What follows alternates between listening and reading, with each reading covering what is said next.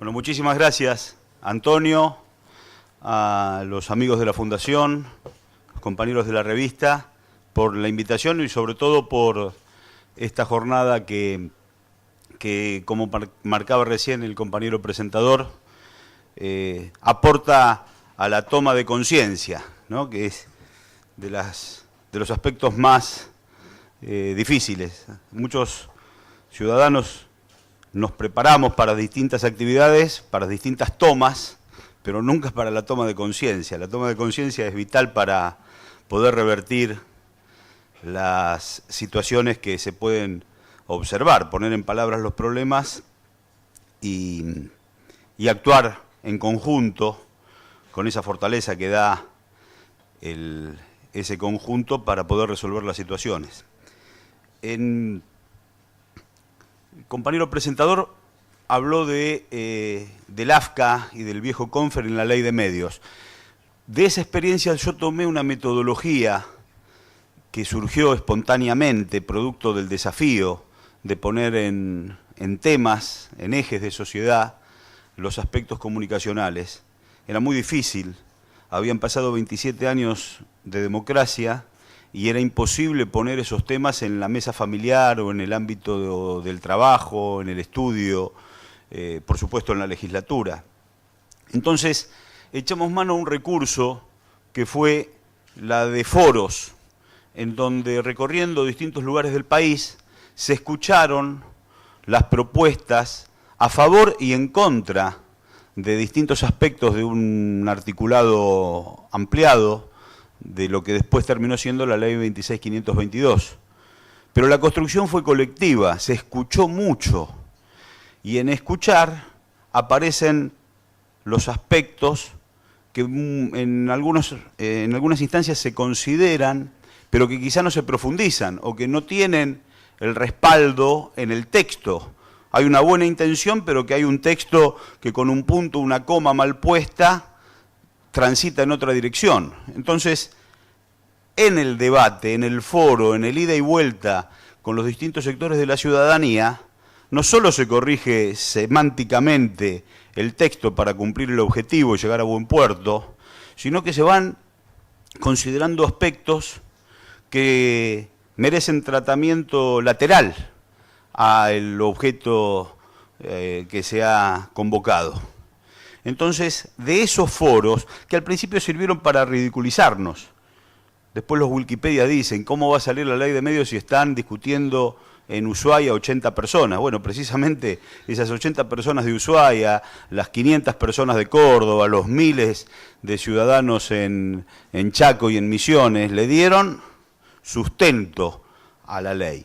Es una metodología que después aplicamos en la provincia de Buenos Aires a la hora de abordar temas que también merecen importancia y que atrás de un escritorio se pueden resolver, pero no tienen la fuerza, ni la potencia, ni la sabiduría que da esa ida y vuelta con todos los actores de la sociedad.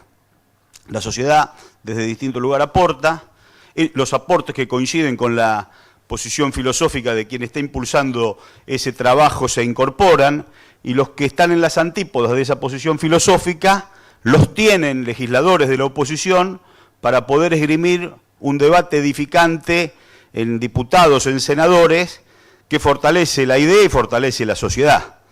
Entonces, usamos esa metodología, pudimos llevar adelante algunos cambios estructurales en materia de seguridad y de justicia en los primeros años de la gestión, con la excusa de la ley de policía judicial, que la Constitución de la Provincia de Buenos Aires lo había impulsado en el año 94 y que hasta hace 2 años no tenía sanción.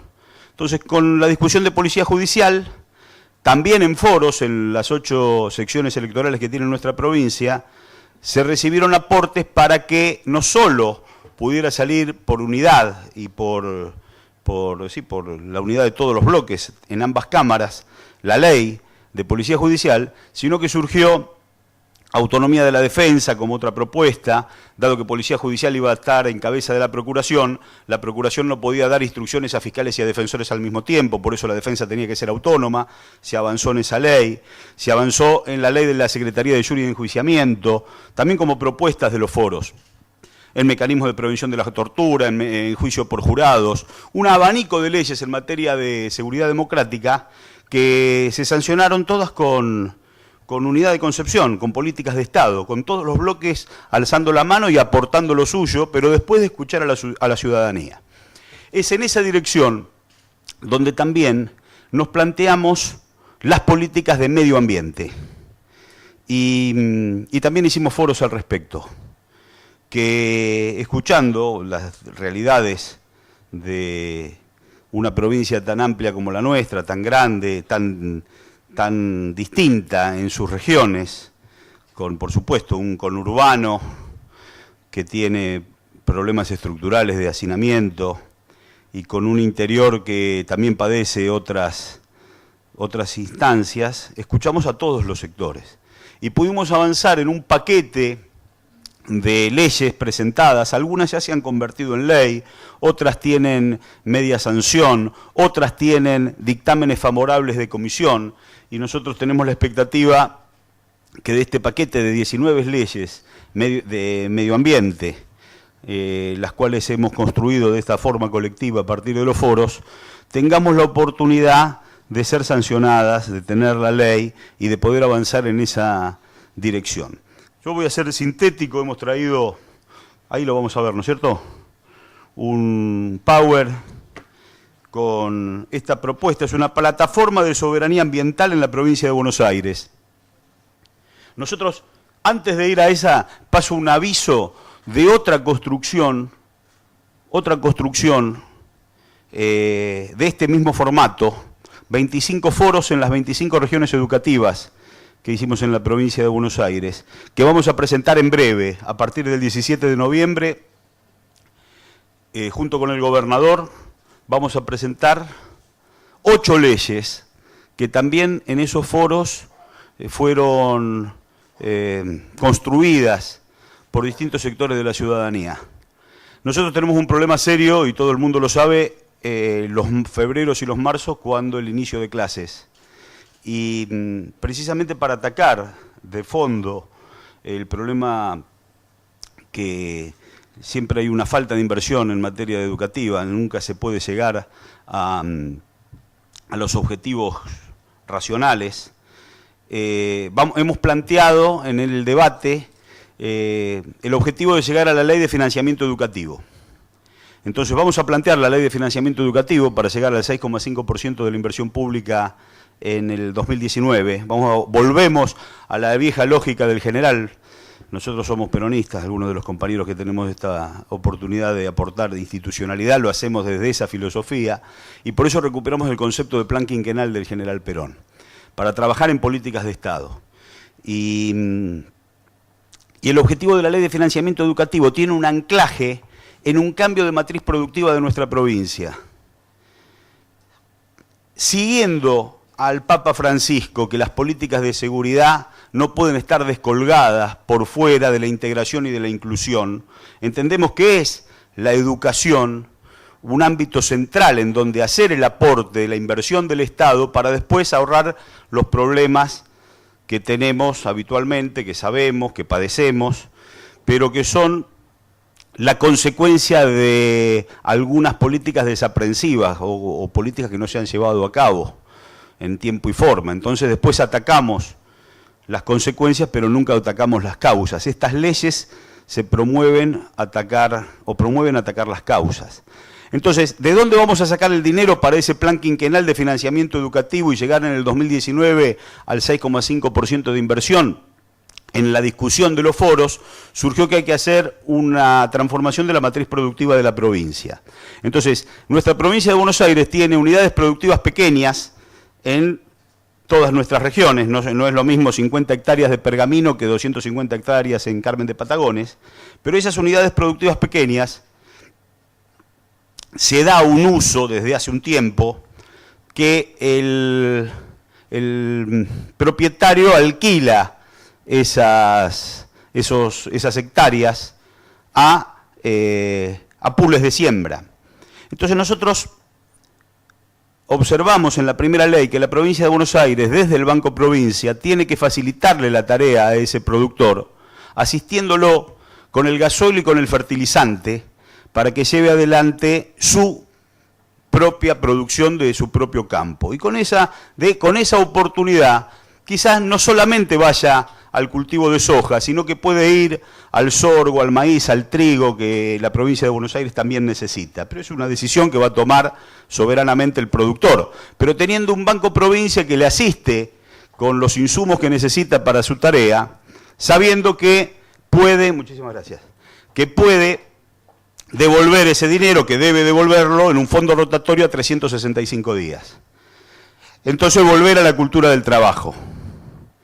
Y para evitar que después la producción que extrae de su tierra sea comercializada por la misma empresa que antes le alquilaba el campo, establecer una empresa mixta en donde cooperativas, asociaciones de pequeños productores, junto con el Banco Provincia, puedan en términos de mercado competir con las otras opciones de comercio exterior, pero también tener la oportunidad de vender al exterior directamente sin pasar por ningún intermediario.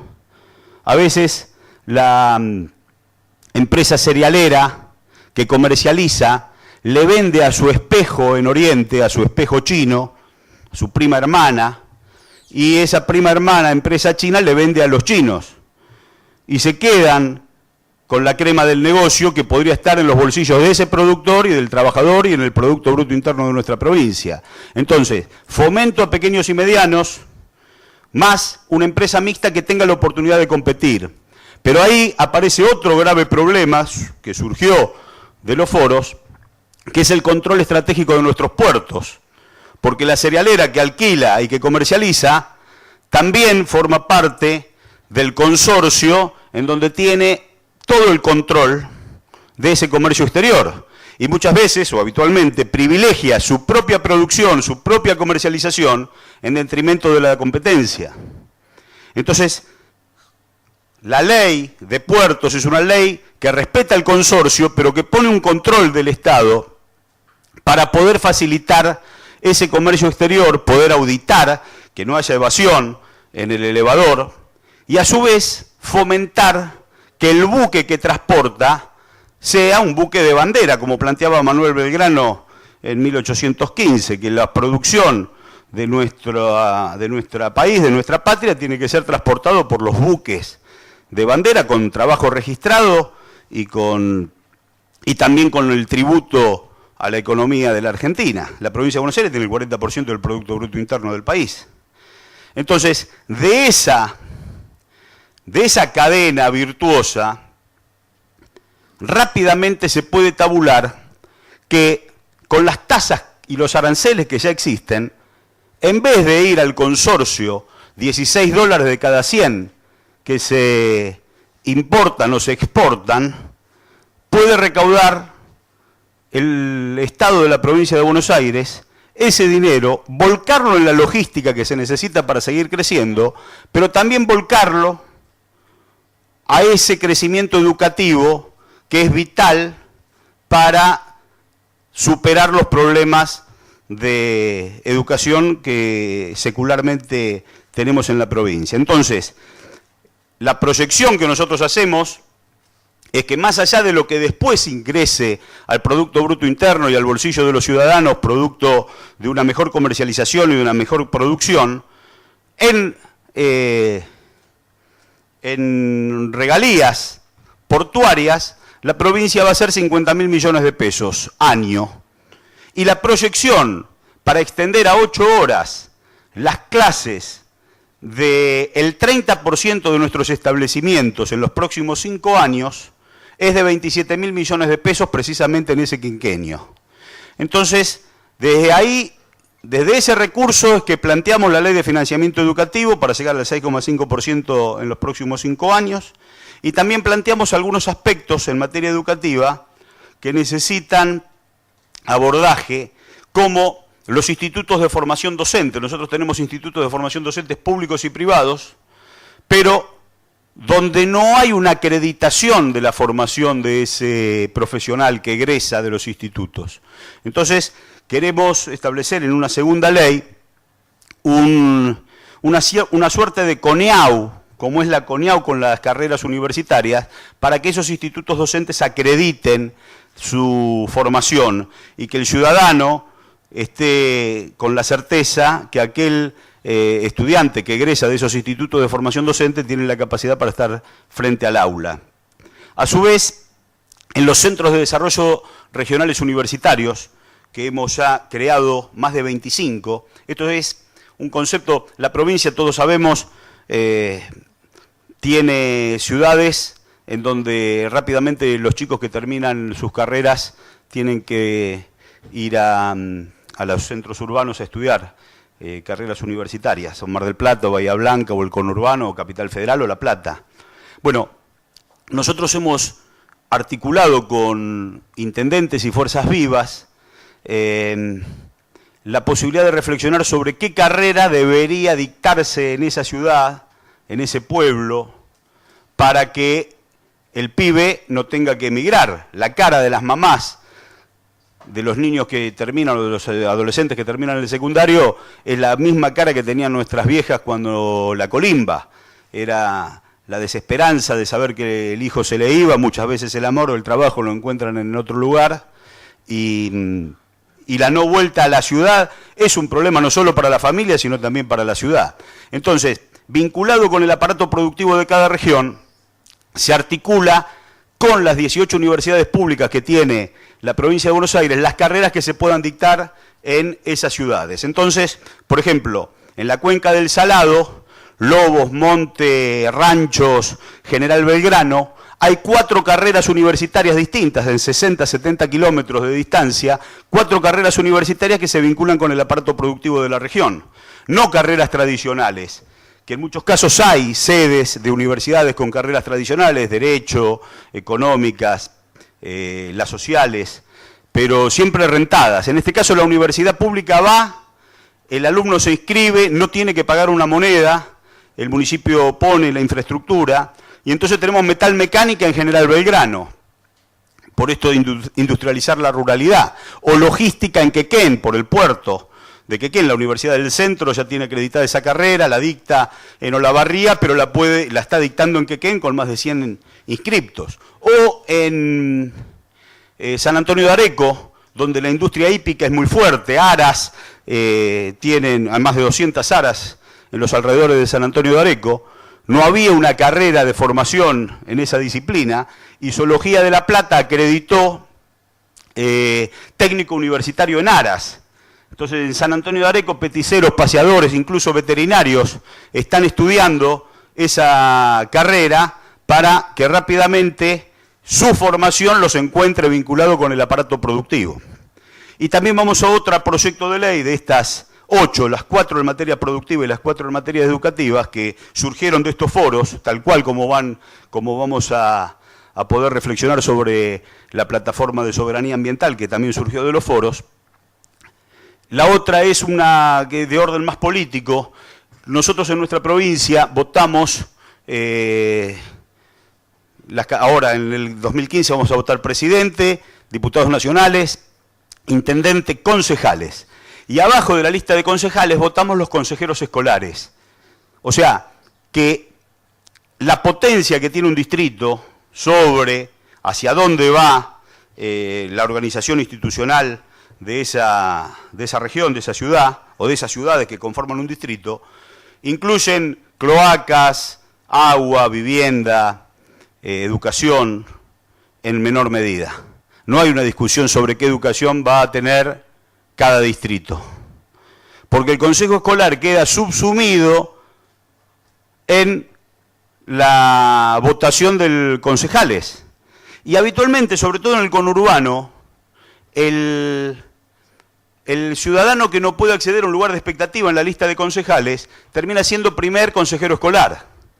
Y eso es un problema, porque no hay vocación, es producto de una especulación de orden político clásico pero no tenemos discusión sobre qué consejos escolares merecemos o pretendemos o hacia dónde va la educación. Y mucho menos sabemos quiénes son los que firman los cheques de la inversión que hace la provincia y la nación a esos consejos escolares. Porque el secretario del consejo escolar es un ciudadano que hace 30 años que está. Entonces, la falta de iluminación sobre los consejos escolares genera una distorsión que después, cuando tenemos el conflicto del inicio de clases, aparece en el reclamo docente, la falta de infraestructura y la falta de alimentos, o la falta de transparencia en la infraestructura y en los alimentos de esos consejos escolares. Entonces, si nosotros escindimos la lista de consejeros escolares de la lista de concejales, y aparte, en el marco del decreto 222, o simulando el decreto 222 que rige para la Nación, podemos elegir con un concurso de oposición al responsable jurídico, legal y el tesorero de esos consejos escolares, la sociedad tiene más visibilidad sobre ese ejercicio. Estas propuestas surgieron de los foros, ya la estamos impulsando en paquetes, en conjunto, porque si podemos hacer un cambio en la matriz productiva, si podemos recuperar el control estratégico de nuestros puertos, si podemos recuperar 50.000 millones de pesos en la cerca de la provincia de Buenos Aires, el desafío de la inversión en educación es absolutamente posible. Entonces vamos a lanzar como disparador de discusión a todos los actores de la sociedad y a todos los actores de la vida política de la provincia de Buenos Aires estas ideas fuerza para poder confrontar con otras ideas honestas y poder enriquecer este camino que nos van a permitir superar un problema estructural que no solo nuestro gobierno, sino que si no se hace un cambio de fondo en esa disciplina, todos los gobiernos, con más o con menos precisión en las políticas de Estado, con más o menos voluntad en la vocación de resolverlo, van a seguir. Entonces nosotros lanzamos un disparador producto de lo que hemos escuchado en todos los foros, en toda la provincia, foros que se generan habitualmente, foros regionales y foros provinciales, donde estar atento a lo que propone la ciudadanía siempre es un insumo maravilloso para poder llevar adelante los cambios que el tiempo actual merece. Esta es la introducción para ir precisamente a las propuestas que junto con Estela yo y todo un grupo de compañeros hemos recibido en la provincia de Buenos Aires. Para nosotros es un lindo desafío porque habitualmente nosotros desde el lugar de compromiso, de militancia, desde la universidad, desde el centro cultural, desde la unidad básica, desde la organización barrial, se nos van ocurriendo cosas, se nos van ocurriendo ideas. Y hoy tenemos la oportunidad que esas ideas se plasmen en proyectos de ley y que no solo sean proyectos de ley, sino que se presenten. Y no solo que se presenten, sino que a veces tengan el tratamiento en la comisión y a veces tienen la media sanción y a veces se convierten en ley. Digamos que es una gran oportunidad esa herramienta. Lo que antes era solamente utopía, sueño, vocación, hoy se pueden construir en políticas de Estado. Entonces, esta plataforma medioambiental para nosotros es realmente un logro colectivo. Y ya que están adentro del Parlamento para discutirse, festejamos y celebramos cuando se convierten en ley y siempre se convierten en ley por mayoría absoluta, con el consenso, porque no son temas de especulación ni pulseadas electoralistas, sino que son ejes de acción que merecen la reflexión de todos los actores políticos y se convierten en políticas de Estado por el voto unánime de toda la composición de las cámaras. Entonces, plataforma de soberanía ambiental en la provincia de Buenos Aires. Este primer proyecto, que es la prohibición del uso de agrotóxicos en las reservas naturales de interés provincial, esta ley ya tiene media sanción. Este proyecto ya tiene media sanción. ¿Por qué en las reservas naturales? Porque tenemos que empezar por algún lugar. El objetivo es llegar a toda la provincia de Buenos Aires, pero tenemos que empezar por el lugar en donde administra la provincia. La provincia tiene reservas en distintos lugares, del Gran Buenos Aires, como Santa Catalina, el Parque Pereira, Sierra de la Ventana. Tenemos reservas donde hay producción son lindas historias. La Granja Elena en el Parque Pereira, la señora que que lleva adelante esa granja orgánica, llegó al Parque Pereira en el año 1953. Sus papás estaban en Entre Ríos y escucharon al general Perón invitando a ciudadanos a que vengan como colonos al Pereira a recibir un par de hectáreas y poder producir. Y así llegaron los papás de Elena, una Elena chiquitita, y son prácticamente los primeros colonos del Parque Pereira. Entonces, hoy siguen con esa misma vocación, pero vemos como en la reserva provincial distintos vecinos con el uso de agrotóxicos que generan un grave problema no solo en los alimentos que después consumimos, sino en su propia salud. Los niños con enfermedades terribles y los compañeros que trabajan también con enfermedades muy graves. A veces vemos unos brócolis gigantes, ¿no? Unos brócolis maravillosos que a la vista uno los admira, pero que producto de ese agrotóxico trae consigo algunos problemas que son muy graves para la salud de la sociedad. Entonces arrancamos con esta prohibición del uso de agrotóxicos en las reservas para poder seguir discutiendo con los productores y poder cambiar el formato de siembra. Concepción de las reservas naturales como reservorios genéticos de protección de la biodiversidad, cambio del modelo de producción en defensa de la soberanía alimentaria, protección de la salud con la prohibición del uso de agrotóxicos y atenuadores naturales del cambio climático. Esta es una ley que ya tiene media sanción en nuestra Cámara de Senadores y que ha pasado a diputados.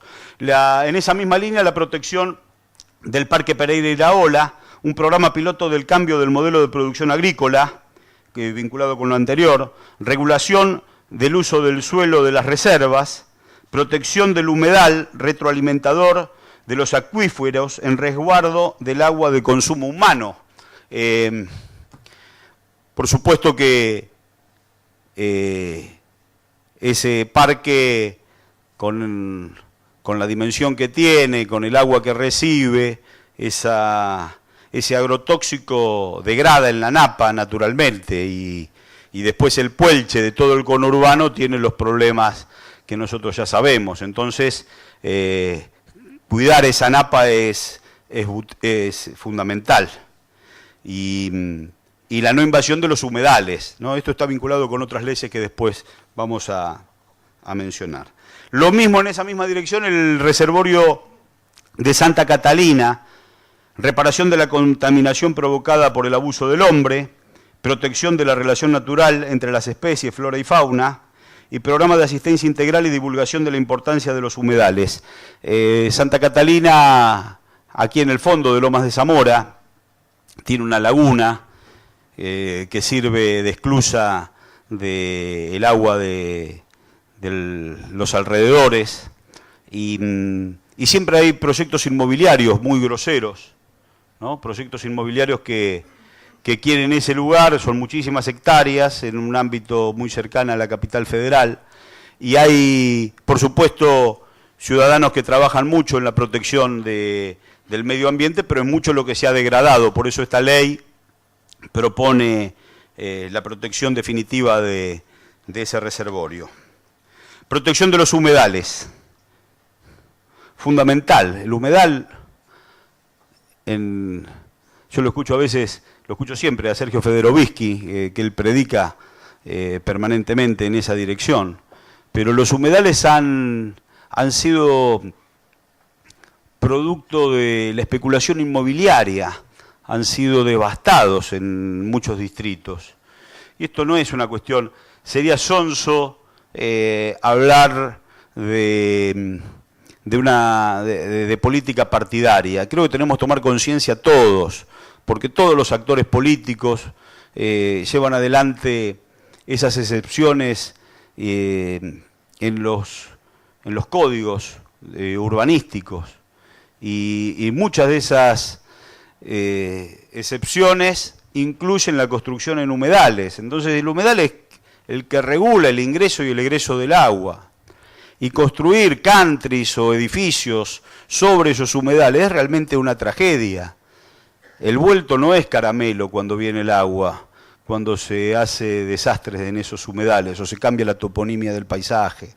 Entonces, nosotros proponemos la protección de la invasión abusiva de los humedales por especulación inmobiliaria y actividades no adecuadas. La especulación inmobiliaria es trágica. Y esto no es producto de la ambición de las inmobiliarias, sino producto de una falta de políticas de Estado. Que los ciudadanos vivan a la orilla de los arroyos o sobre las vías es producto de la especulación inmobiliaria, pero es producto que el Estado, en alguna de sus instancias, provincial o municipal, permite esa especulación. Entonces la inmobiliaria toma un territorio, toma las hectáreas, las desarrolla, las vende en un lucro que solamente queda en sus bolsillos, sin planificación del Estado o con la complicidad de esa excepción que pasa por el Consejo Deliberante y que después termina aprobando la OPDS, alterando ya no solamente ese distrito, sino que el agua que cae en ese territorio después llega al distrito vecino, o sea que es un tema de legislación provincial. La excepción inmobiliaria que genera un Consejo Deliberante donde se puede construir hasta 6 pisos y después se construyen 20, porque la excepción le permite 20, entonces el constructor construye 25, paga la multa por los 5 demás que construyó, tiene permiso hasta 20, las cloacas no resisten. Cuando llueve, no solo se inunda ese distrito, se inunda el distrito vecino. Por eso es una ley municipal que tenemos que superar no se contiene con una ordenanza municipal, tenemos que ordenarla con una ley provincial. Con los humedales pasa lo mismo. Reinterpretación del agua como recurso estratégico no renovable, regulador y moderador natural de las inundaciones, atenuador del cambio climático y áreas protegidas internacionalmente. De San Pedro a San Clemente, nosotros tenemos una costa donde es vital proteger los humedales. Y si hay una planificación inmobiliaria, debería ser con el auxilio de las distintas facultades de urbanística o de arquitectura que permitan construir con la rigidez del respeto al medio ambiente y que esa propuesta de construcción sobre nuestras costas, unas costas paradisíacas, se tiene que llevar adelante con una elección pública, con una, ¿cómo se llama? Un plebiscito.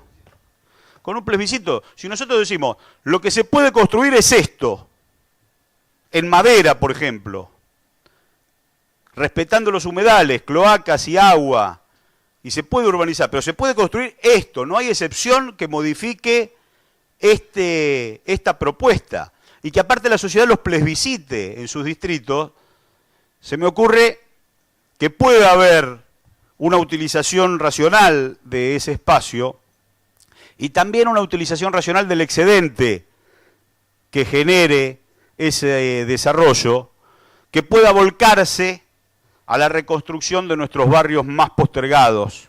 Pienso en el barrio Tongui, pienso en La Cava. No pienso en Puerto Madero tal cual está. Si el desarrollo de Madero hubiese sido en armonía con el medio ambiente y el excedente, en vez de llevárselo a las inmobiliarias, lo puede llevar un ámbito del Estado auditado por la sociedad y ese excedente volcado en las villas de nuestra ciudad, hoy no tendríamos villas.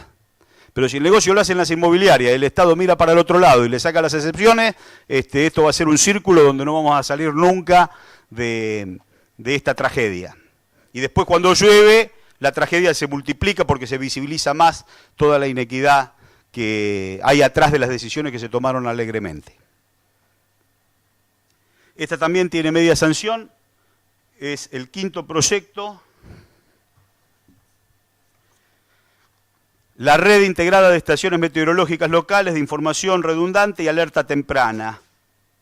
que disminuya la incertidumbre social de saber con anticipación los fenómenos climáticos, sistema de prevención y alerta temprana para que la población esté informada oportunamente, permite adoptar acciones inmediatas, posibilita relacionar datos del cambio climático a nivel local. Esto es una inversión muy escasa, muy mínima, es una tecnología muy accesible. La tenían los ingleses cuando hicieron las vías férreas. En cada estación había un pluviómetro. O sea, no estamos inventando nada. Esto está de 1880, pero nosotros no lo tenemos articulado. También lo mismo tenemos que hacer con los rayos. Ahora, con la humedad que va a haber en este verano, producto de las lluvias, la actividad eléctrica en el verano va a ser muy grande. Ya tuvimos tragedias el año pasado y también tenemos que tener esa detección temprana del tema de tormentas eléctricas. Esta tiene media sanción, esperemos que la voten en diputados rápidamente. Proyecto de reservas naturales urbanas. Previene el crecimiento descontrolado de la trama urbana debido al mal uso del suelo y la falta de planificación de las ciudades, algo de lo que veníamos subrayando recién. Establece reservorios naturales a modo de enlace regional, promueve la disminución de la contaminación generada por los parques industriales. Si nosotros en nuestra provincia tenemos tanto campo, tenemos que promover, primero, y esto lo planteaba el padre Bergoglio cuando arzobispo de la ciudad de Buenos Aires, cómo resolver la trama de un conurbano que explota, que implota, que recibe hermanos de toda América Latina, que recibe hermanos de nuestra patria, que vienen con la desesperanza a cuesta, pero que en la tragedia del conurbano todavía degrada más su nivel de vida. Entonces nosotros necesitamos la planificación de las ciudades, con las industrias, pero también con estas reservas naturales, una suerte de periurbano que permita que una ciudad termine en armonía con la naturaleza para que ingrese otra. Esto es planificación, nosotros lo estamos proponiendo por ley. Reservas del equilibrio natural periurbano y la conectividad biológica, estamos hablando en esa misma dirección, regulación del crecimiento no planificado de las ciudades, moderador de la contaminación generada por el hombre, fomento y conservación de la integración entre regiones a través de corredores biológicos protegidos a nivel provincial, ampliación de ámbitos naturales biológicamente estables, previenen inundaciones, desertificaciones y equilibran el desarrollo industrial sustentable y la sobreexplotación agrícola. Reservas naturales del entorno rural y servidumbre de paso hidrológica. Frente a los canales de escurrimiento clandestinos, se crea un ordenamiento por servidumbre de paso de la circulación natural de las aguas, redistribución estratégica del recurso del agua, integración a nivel regional, a nivel provincial, retención estratégica del recurso del agua. Bueno, nuestros campos están saturados de agua. El declive entre el oeste y el este en la provincia de Buenos Aires es del 3%. De los foros han surgido que el agua escurre menos producto de la siembra directa, como que le da una rigidez al suelo que antes permitía que el agua pudiese escurrir a las napas con más vitalidad. Hoy no ocurre eso. Entonces los canales clandestinos son prácticamente moneda corriente en toda nuestra provincia. El señor dueño del campo se había inundado y recurre a lo más fácil, pero no hay ninguna planificación.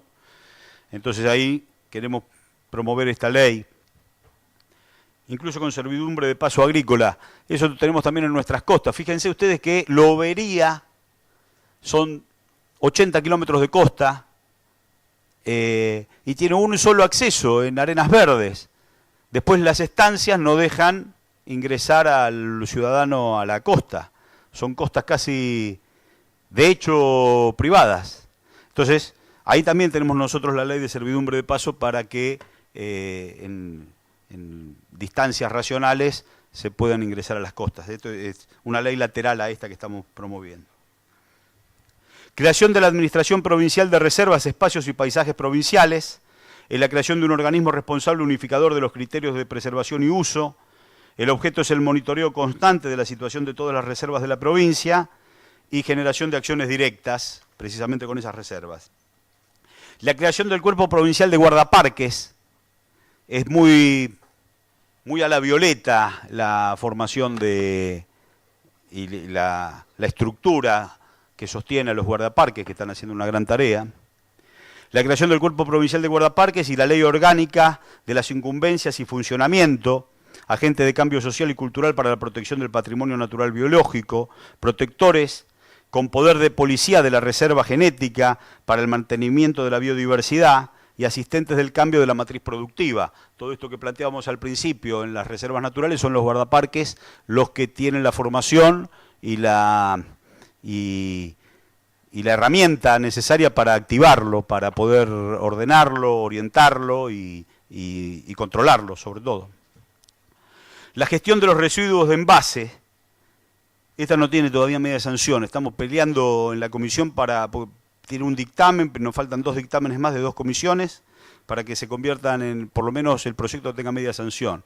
La preservación del medio ambiente a través del ordenamiento de los hábitos de consumo, responsabilidad de los generadores de envase con la creación de un fondo económico de asistencia a las políticas de reciclado y contribución de los aportes de recursos de las empresas. Claro, la empresa genera el producto, uno va a la góndola, se lleva el producto, la responsabilidad de la empresa termina cuando uno agarró el producto.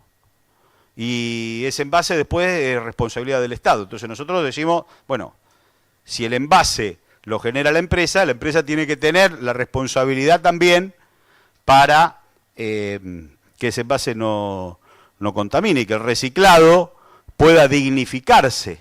Nosotros vemos en la noche un ejército de cartoneros que hacen una gran tarea para la sociedad, una tarea maravillosa. Bueno, dignificar ese trabajo, pero que las empresas también tengan responsabilidad social a la hora de la adecuación de ese problema, de la posibilidad de la recuperación. Gestión social para la recolección diferenciada del residuo. Ante el volumen de los residuos sólidos urbanos se crea la figura del clasificador, reciclador y recuperador social, reconocimiento y jerarquización de su labor como servidores públicos, vinculado a lo anterior. Que nosotros podamos organizarnos con los recicladores y que esa tarea social sea reconocida. Por eso el vínculo con las empresas para que aporten lo que corresponde en función del problema que le originan al resto de la ciudadanía. El proyecto de trazabilidad de los alimentos, viejo sueño de las cátedras de alimentos de distintas universidades públicas, la trazabilidad de los alimentos. Nosotros tenemos que arrancar con los parques provinciales, pero después generar el cambio cultural para abordar toda la producción de la provincia de Buenos Aires. A partir de la soberanía alimentaria de los pueblos, se plantea una mejor calidad de los alimentos, significa saber qué comemos, constituye una herramienta para identificar y reconstruir el origen e historial de un producto alimentario, previene el desabastecimiento y el acopio especulativo. Pero fundamental saber que vamos a la verdulería, agarramos el tomate, de dónde viene ese tomate, cómo se produjo ese tomate. Si nosotros ponemos los parques provinciales sin el uso de agrotóxicos y ese producto, ese cajón de verduras, de fruta, viene de ese parque industrial, sabemos que la trazabilidad está garantizada, que la calidad está garantizada porque la trazabilidad está advertida en la producción, en el transporte y en la comercialización. El ordenamiento de los usos de agroquímicos establece el ordenamiento respecto al almacenaje, la comercialización, el transporte y uso de agrotóxicos en el ámbito provincial, reduce al mínimo los peligros para la salud y el ambiente. Los aeropuertos de la provincia de Buenos Aires, pequeños aeropuertos de pistas de tierra, los galpones están llenos de bidones, por ejemplo, ¿no? Está lleno de bidones. Algunos de esos bidones después en la ruta se venden y después se pone agua. Y antes hubo agrotóxicos, digamos, lo que es un veneno que va derecho al consumo familiar. Pueblos que laten, esta se ha votado, tiene media sanción, estamos esperando el tratamiento en diputados. Tiene que ver con esto que le decía del Papa Francisco, lo que él ha promovido desde siempre. Se promueve el desarrollo local como política de Estado, se impulsa la redistribución estratégica de la población y sus centros de estudio, atiende el fomento de medidas de arraigo local. esta tarea que nosotros llevamos adelante de los centros de desarrollo regionales universitarios. Hay más de 25 centros que ya están funcionando y 50 previstos para marzo del año que viene. Precisamente tiende a eso, a arraigar y a formar ciudadanos para vincularlo con el aparato productivo. Está en línea con lo que plantea nuestra presidenta de valor agregado a la producción primaria y la industrialización de la ruralidad. Más allá de los temas de abordaje de orden político partidario, como políticas de Estado, es una política que por lo menos propone en una dirección, es una política edificante, termina con la pulseada de la Argentina industrial frente a la Argentina rural. Es una mirada superadora, industrializar la ruralidad. Nosotros tuvimos prácticamente más de 100 años de pulseada entre la Argentina agroexportadora y la Argentina industrial, que después se resolvió en un minuto, cuando Martínez Dios y la Patria Financiera destruyó la industrial y destruyó la agropecuaria. Y después el 1 a 1 de los 90 también destruyó la industria y destruyó el agro. La recuperación del aparato productivo nos permite tener una armonía y que cuando exportemos no exportemos la materia prima tal como lo hacíamos en 1880, sino exportemos el trabajo de los argentinos, para eso formación de sus ciudadanos, industrialización, tecnología, para poder reconvertir esa materia prima en un producto industrial. Y eso genera puestos de trabajo, que es lo más importante en una Argentina que padeció tanto la desocupación. Creación de genoteca garante de la biodiversidad regional. Se crea una biblioteca genética, consiste en implementar una plataforma de vida protegida, estable, pública y soberana para ser utilizada frente a escenarios de catástrofe. Esto, hay algunos emprendimientos de orden de fundaciones, pero nosotros le queremos dar el peso de una ley y con una estructura provincial que las potencie.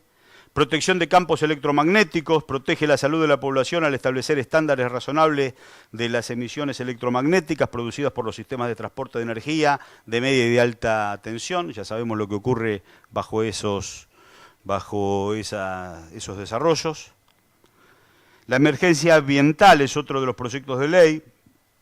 Asumiendo que la emergencia ambiental es un hecho de padecimiento público, se la declara como tal, fundada en el indispensable reordenamiento del uso del suelo.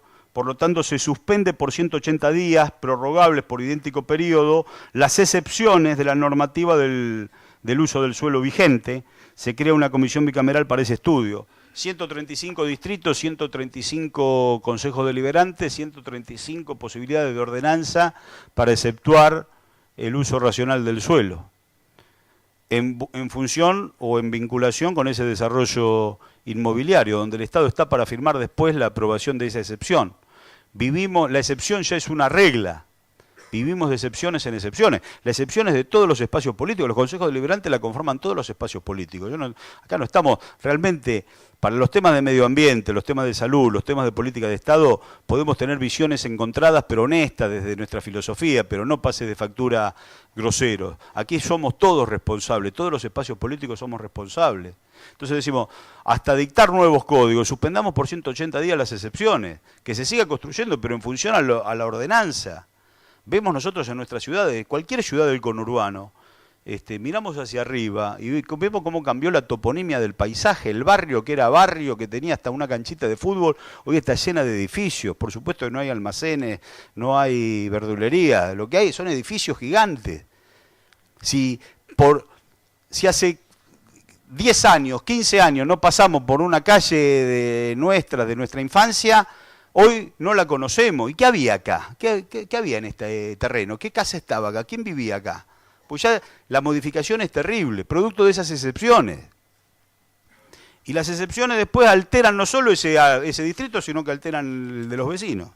Por eso necesitamos una ley provincial. Paremos 180 días la locura, prorroguémosla por otros 180 días, dictemos un nuevo código, auditémoslo con la sociedad, pongámoslo en un plebiscito si es necesario. Pero, digamos, ¿hacia dónde vamos a crecer? Avellaneda no tiene más barrios, más villas que se vayan generando, porque ya está todo cubierto el territorio de Avellaneda. Entonces, el intendente Ferraresi, con mucha responsabilidad, lleva adelante un plan de reconversión a veces pasamos por la isla Maciel y da gusto ver lo que era la vieja isla Maciel de los años 70, 75. Cuando íbamos a ver a San Telmo pasábamos caminando por las casas muy precarias, y hoy tenemos el cemento que reemplazó a la chapa y al cartón. O sea, hay una reconversión, pero no pasa lo mismo en Mar del Plata, donde Batán tiene mucho para seguir creciendo. Entonces, nosotros necesitamos de esa ley, ¿no?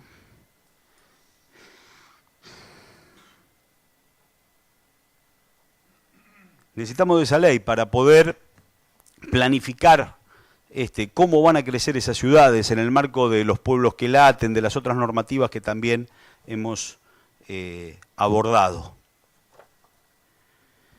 Y la creación de un fondo fiduciario, precisamente, un fondo fiduciario para poder soportar la carga económica que tienen la implementación de estas 18 leyes, que con esta 19 se completa. Se crea un fondo fiduciario para la implementación del Plan de Soberanía Ambiental de la Provincia de Buenos Aires, se garantiza el financiamiento de la Plataforma de Soberanía Ambiental, promueve la participación privada de asociaciones y de organizaciones populares. Este es el proyecto que nosotros, estos son los proyectos que hemos discutido en foros, que se han construido en forma plural, que han sorteado y superado nuestra expectativa, porque se han convertido algunos en ley, otros tienen media sanción, otros serán sancionados en el año que viene o antes de fin de año.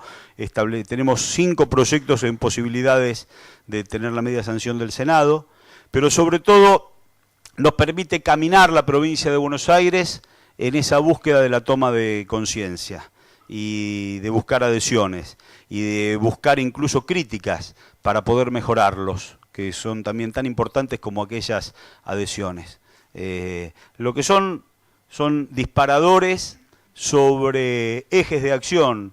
A nosotros nos gusta, de verdad, nos gusta la política más que el dulce de leche, nos gusta mucho, pero entendemos la política como una discusión de ideas. A veces vamos con banderas que son producto de nuestra formación filosófica y esas banderas están erradas.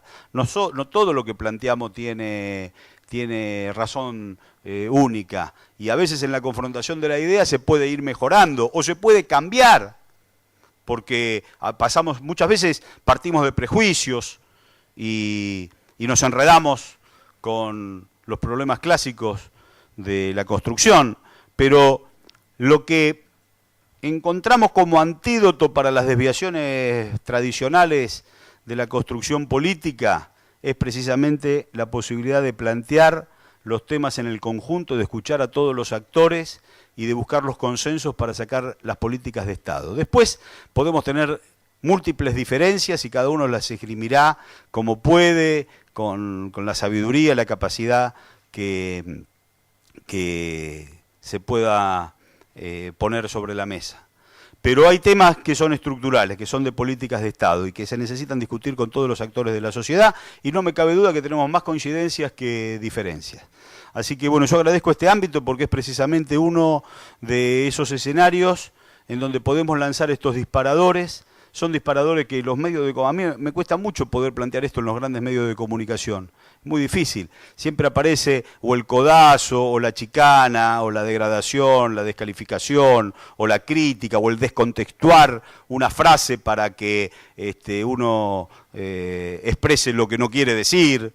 Entonces, estamos acostumbrados a un tiempo en donde tenés que tener el cuero muy duro y el temple muy alto para saber que lamentablemente hay que convivir en ese escenario.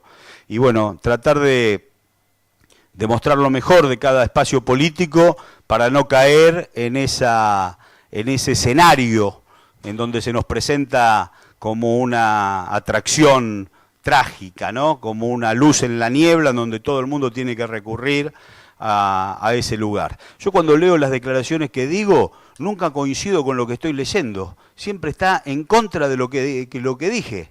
Ya estoy acostumbrado. Entonces, leo los 2 primeros párrafos y digo, si yo no dije esto, digamos, la argumentación puede ser correcta, pero si parte de premisa falsa, el argumento es falso. Entonces, estas propuestas que nosotros llevamos adelante en la Cámara, como las propuestas de cambio de los temas judiciales, una provincia muy conservadora, la nuestra, que todavía tiene instituciones arcaicas. Fíjense ustedes que nosotros presentamos el desdoblamiento de la defensa, la ley de autonomía de la defensa, y quien se presentó al Tribunal Superior para impugnarlo es la misma procuradora, porque tiene miedo a perder parte del privilegio que supuestamente tiene, y no avanza en una democratización racional. Entonces se presenta la misma procuradora al Tribunal Superior para impugnar la ley. El Tribunal Superior dice, no, esto es absolutamente legítimo, legal. Entonces, la procuradora que tendría que tirar para adelante, tira para atrás. ¿Es culpa de la procuradora? No, es una muy buena procuradora. Es una procuradora maravillosa, tiene conceptos de derechos humanos muy profundos, ha hecho cosas realmente muy fuertes. Ahora, nadie quiere perder la quintita. El concepto es, a ver si me modifican el status quo, entonces se ponen locos. Y es un problema, es realmente un problema. Entonces, nosotros creo que tenemos que ser disparadores de ideas. Esto ustedes jamás, seguramente nunca supieron que nosotros lo estamos promoviendo y que ya son proyectos de ley y que muchas cosas son ley.